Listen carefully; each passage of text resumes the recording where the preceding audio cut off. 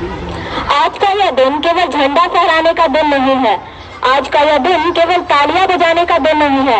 आज का यह दिन आत्मचिंतन का दिन है। यह सोचने का दिन है कि हम किस भारत की मिट्टी में जन्मे हैं और हम इस भारत को क्या लौटाने वाले हैं।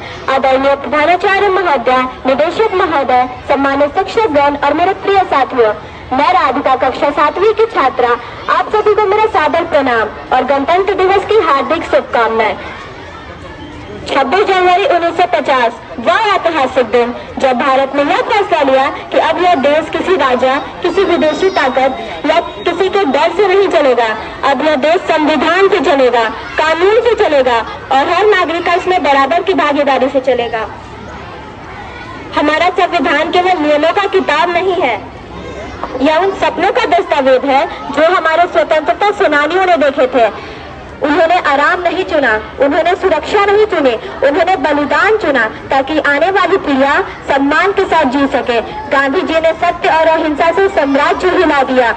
भगत सिंह ने हंसते हंसते फांसी को गले लगाया। सुभाष चंद्र बोस ने देश को जगाने के लिए अपना सब कुछ दांव पर लगा दिया।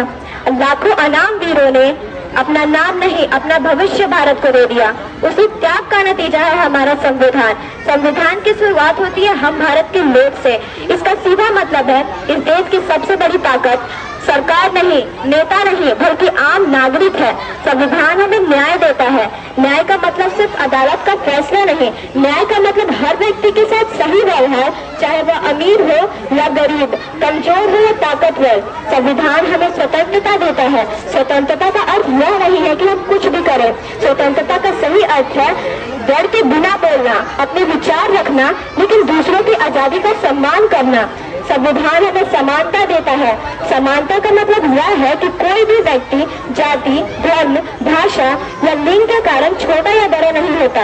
यह अधिकार समाज को जोड़ने के लिए है, तोड़ने के लिए नहीं। संविधान हमें धर्मनिरपेक्षता सिखाता है। इसका मतलब यह है कि हर धर्म का सम्मान होगा, किसी पर जबरदस्ती नहीं होगी और नफरत की राजनीति को जगह नहीं मिलेगी। संविधान हमें लोकतंत्र देता है।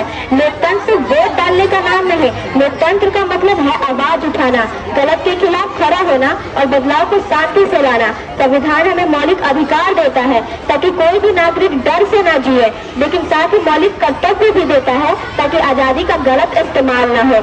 मौलिक कर्तव्य हमें याद दिलाता है कि हमें संविधान का सम्मान करना चाहिए, राष्ट्रीय एकता बनाए रखनी है और समाज में भाईचारा बढ़ाना है।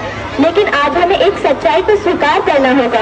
आज कई बार लोग संविधान को जानते हैं लेकिन मानते नहीं हैं। जब कानून को हाथ में लिया जाता है तब हिंसा और नफरत फैलती है, तब दंगे होते हैं, तो सबसे पहले संविधान घायल होता है। जब कोई रिश्वत देता है या लेता है तो वह सिर्फ गलत काम नहीं करता, वह देश की नींव को कमजोर करता है। जब किसी को धर्म, जाति या भाषा के नाम पर नीचा दिखाया जाता है तो वह संविधान की आत्मा पर हमला होती है। जब बस, ट्रेन, स्कूल या सड़कें तोड़ी जाती है तो नुकसान सरकार का नहीं, हमारे अपने भविष्य का होता है। संविधान कभी कमजोर नहीं होता। कमजोर तब होते हैं जब हम अपने कर्तव्यों को भूल जाते हैं। आज का भारत तेजी से बदल रहा है।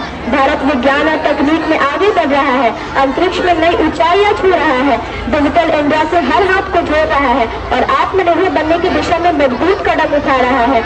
आज भारत सिर्फ सुनता नहीं, आज भारत बोलता है। आज भारत सिर्फ सपने नहीं देखता, आज भारत सपनों को पूरा करता है। लेकिन हमें यह याद रखना चाहिए कि असली तरक्की इमारतों से नहीं, मशीनों से नहीं, बल्कि नागरिक के चरित्र से मापी जाती है। अगर नागरिक ईमानदार है तो देश मजबूत है, अगर नागरिक जागरूक है तो देश सुरक्षित है, अगर नागरिक जिम्मेदार है तो देश अजय है।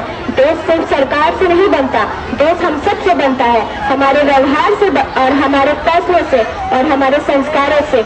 आज गणतंत्र दिवस पर हमें यह संकल्प लेना चाहिए कि हम कानून का पालन करेंगे, नफरत से दूर रहेंगे और संविधान को सिर्फ किताब नहीं अपनी जिंदगी बनाएंगे। आखिर में मैं पूरे गर्व के साथ कहना चाहूंगी, संविधान कागज में नहीं मरता। संविधान तब मरता है जब नागरिक चुप हो जाते हैं और जब नागरिक जागते हैं तो इतिहास बदलता है। तिरंगा हमारी शान है, संविधान हमारी पहचान है और भारत हमारा कर्तव्य है। जय हिंद, जय भारत, धन्यवाद।